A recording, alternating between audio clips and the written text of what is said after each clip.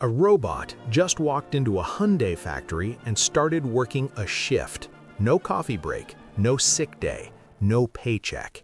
And here's the part that should genuinely keep you up at night. It learned the job in less than a day. This is Boston Dynamics, and after 30 years of building machines that seem ripped from science fiction, they've finally crossed the line from cool demo to replacing your coworker. Today, we're going inside every robot they've ever built, what they can do right now, and where this is all heading. To understand Boston Dynamics, you have to go back to 1992. A robotics researcher named Mark Raybert was working inside a lab at MIT, the kind of lab where the future gets built in messy, underfunded rooms. Raybert had a singular obsession: making robots that moved like animals. Not stiff, clunky machines bolted to the floor, but dynamic, agile creatures that could run, jump, and recover from a shove. His students thought he was chasing something impossible. He wasn't. That year, Raybert spun his research out of MIT and founded Boston Dynamics. For the next decade, the company operated almost entirely in the shadows, funded by DARPA, the U.S. military's advanced research arm. Their job was simple: build robots the world had never seen. The results were terrifying, in a good way. Their early machines could gallop, leap. They looked like mechanical animals straight out of a nightmare, and the internet noticed. Videos of their robots went viral before going viral was even a phrase people used. But for all the hype, for all the YouTube views, Boston Dynamics had a problem. It was 2013. They had built some of the most impressive robots in history, and they had zero commercial products. Google acquired them that year for somewhere between $400 and $500 million. Then SoftBank bought them in 2017. Then Hyundai took an 80% stake in 2020 for about $880 million. Each owner saw the same thing: a company sitting on decades of world-class research, a company that had cracked the code on how machines move, but hadn't yet figured out how to sell that to the world. That is, until now. Before Spot, before Atlas, before any of the robots you know by name, there was Big Dog. Big Dog launched in 2005. It was a four-legged robot the size of a large dog, built for one purpose: carry heavy gear across terrain that wheels couldn't handle. Think mountain passes, rubble, mud. When you first saw Big Dog move, your brain did something strange. It said, "That's alive." The way it scrambled to regain balance when researchers kicked it, the way its legs adjusted to ice and gravel in real time, it was uncanny and unsettling. Boston Dynamics followed Big Dog with a series of increasingly capable machines. WildCat could gallop at 16 miles per hour untethered. Cheetah, a tethered prototype, hit 28 miles per hour on a treadmill in a controlled test, briefly beating the record for the fastest-legged robot ever built. Then came Handle, a wheeled, two-legged hybrid robot that looked like a robotic ostrich. Handle could do backflips, navigate stairs, and eventually evolved into a warehouse robot. And then there was Petman, a humanoid designed to test protective clothing for the U.S. Army. Petman could walk, bend, and simulate human movements, and it quietly laid the foundation for everything Atlas would become. This era wasn't about selling products, it was about solving the hardest problems in robotics: balance, locomotion, perception. Boston Dynamics was building the base layer of the stack, the operating system before the apps. In 2016, Boston Dynamics introduced Spot, a four-legged robot weighing just 25 kilograms, designed to go where wheels can't. Spot was different from everything that came before it. It wasn't a military project. It wasn't a research prototype you'd never see outside a lab. Boston Dynamics had a plan to sell this one. But it took 3 more years. In 2019, Spot started going out to select customers on a lease basis. In June 2020, they opened sales to the general public for $74,500 a unit. The reaction was split right down the middle. Half the internet thought it was the coolest thing ever built, the other half thought it was the beginning of the robot apocalypse. Both camps watched the same video, the one where Spot uses its arm attachment to open a door for another robot. It hit #1 on YouTube. Millions of people found it creepy, a mechanical creature that didn't give up, that kept trying, that learned. So what does Spot actually do? The answer is a lot. Spot is a sensing platform. Think of it as a pair of eyes and sensors that can go anywhere a human can go, and some places they can't. Construction sites use Spot to monitor progress, scanning and mapping entire building projects autonomously. Oil and gas companies send Spot into facilities to read gauges, detect gas leaks, and check thermal readings, places where sending a human means real risk. Power plants have Spot walking inspection routes day and night. Ports use Spot to survey infrastructure. Nuclear facilities use Spot to check radiation levels without exposing workers. Massachusetts State Police even deployed Spot as part of their bomb squad, the first law enforcement agency to use a Boston Dynamics robot in the field. SpaceX deployed Spot named Zeus at their Boca Chica test site to help contain liquid nitrogen and inspect potential hazards.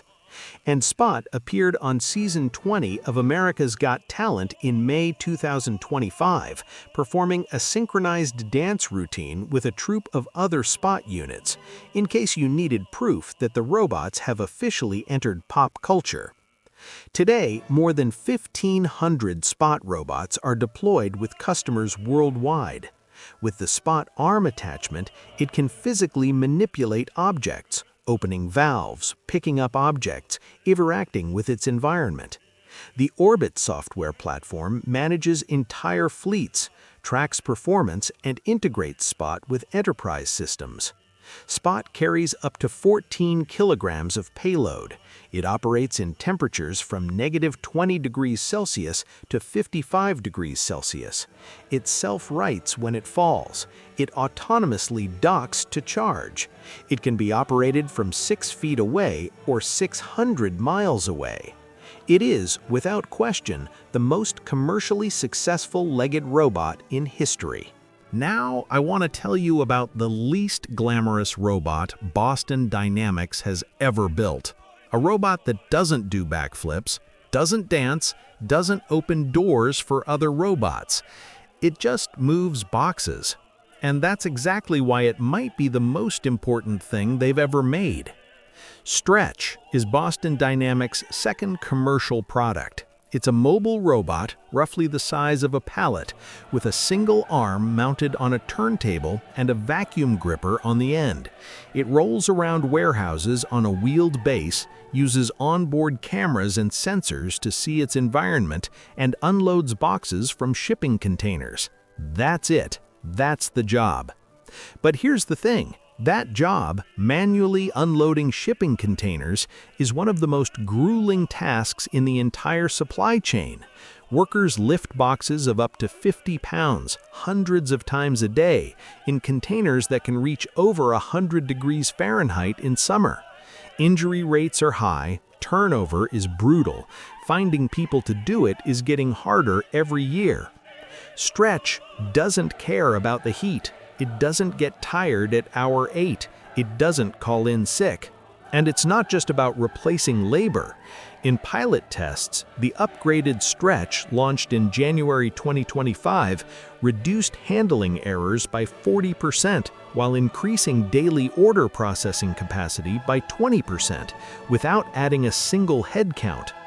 DHL, the world's largest logistics company, signed a deal in May 2025 to deploy more than 1,000 additional Stretch units across their global operations.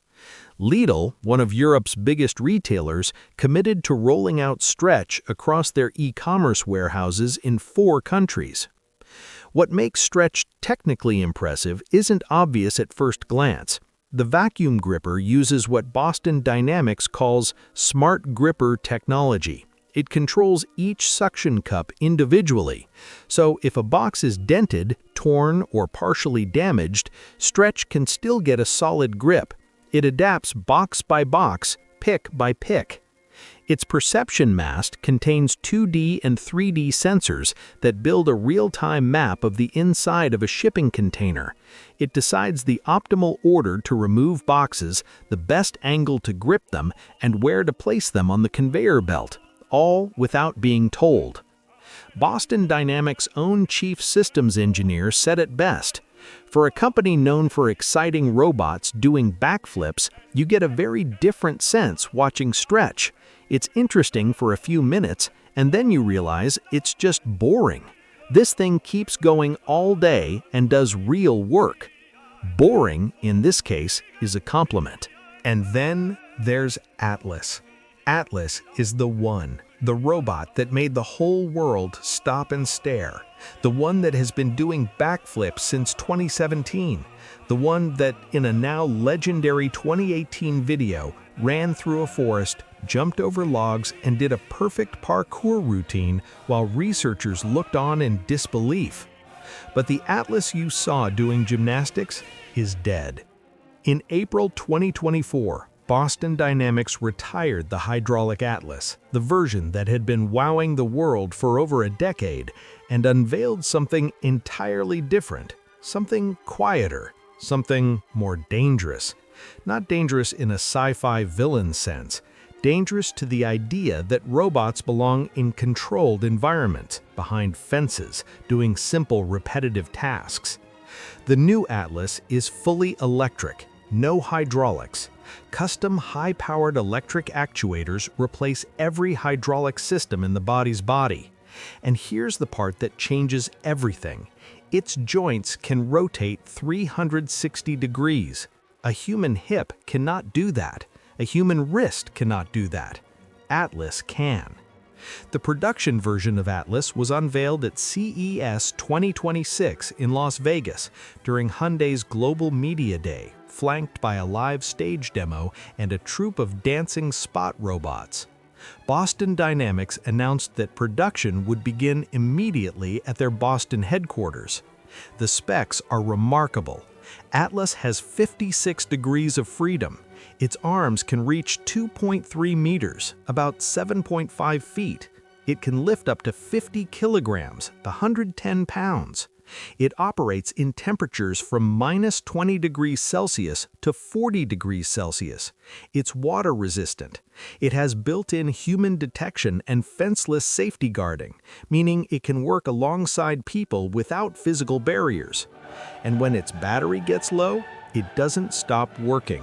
It navigates autonomously to a charging station, swaps out its own battery, and gets straight back on task.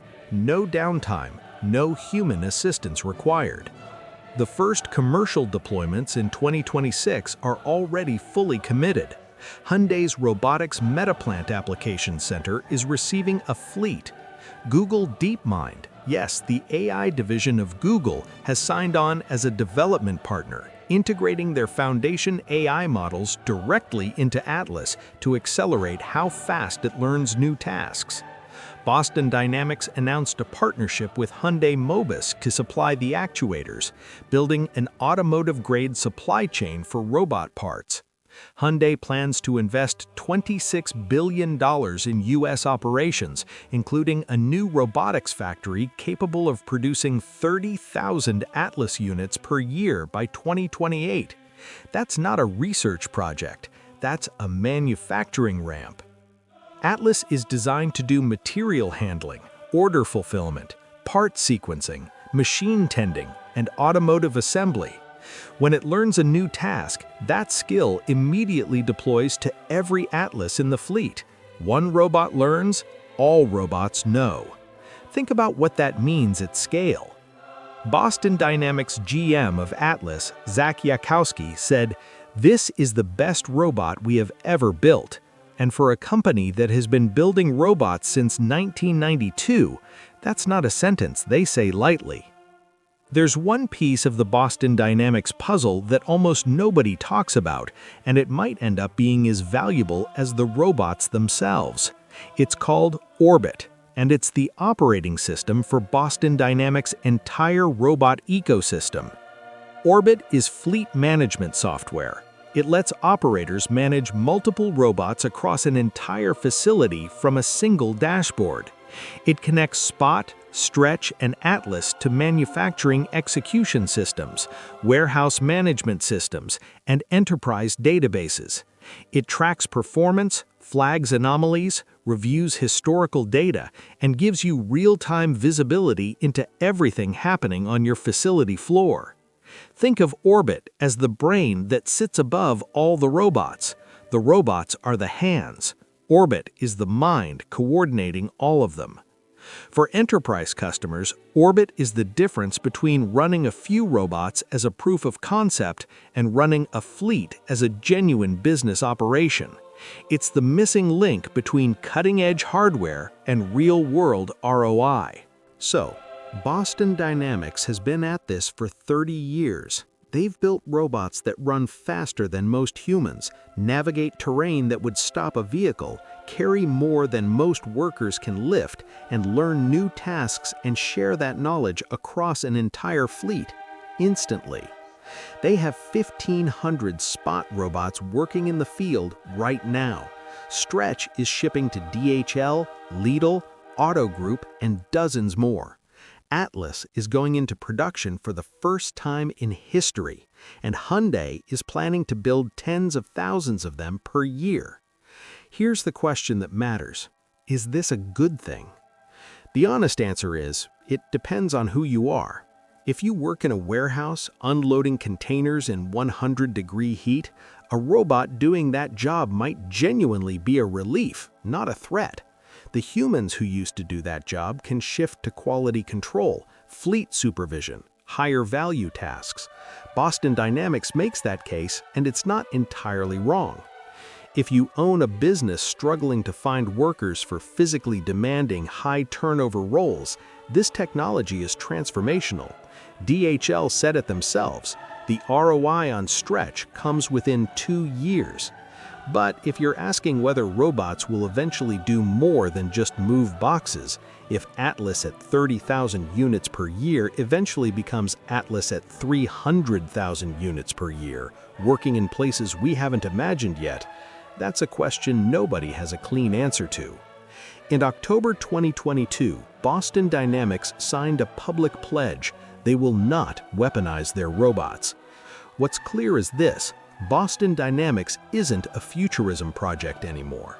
They are not building demos, they are shipping products, to real companies, solving real problems. The robots are here.